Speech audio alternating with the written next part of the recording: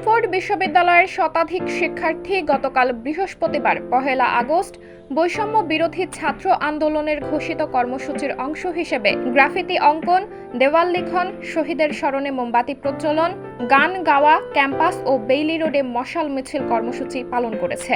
ইউনিভার্সিটির শিক্ষার্থীরা প্রথমে ক্যাম্পাসে একে একে জড়ো হয়।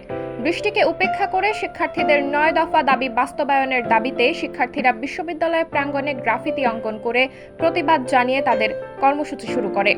সন্ধ্যায় ইউনিভার্সিটির বিভিন্ন বিভাগের শিক্ষক ও শিক্ষার্থীরা মোমবাতি জ্বালিয়ে শহীদদের স্মরণে গান গায়। সেখানে পূর্ব দিগন্তে সূর্য উঠেছে, রক্তলাল রক্তলাল রক্তলাল, মুক্তিরও মন্দিরও সোপানো তলে কত প্রাণ হলো বলিদান, গান গেয়ে সকল শহীদদের স্মরণ ও সম্মান প্রদর্শন করে এবং আন্দোলনকে আরো জোরদার করার আহ্বান করে। সবশেষে সকল শিক্ষার্থী বিশ্ববিদ্যালয়ের সামনে থেকে একটি মশাল মিছিল বের করে। এই মিছিল সিদ্ধেশ্বরী এলাকা প্রদক্ষিণ করে। বিভিন্ন বিভাগের প্রায় শতাধিক শিক্ষার্থী এই আন্দোলনে অংশগ্রহণ করে তাদের একাত্মতা প্রদর্শন করেছে।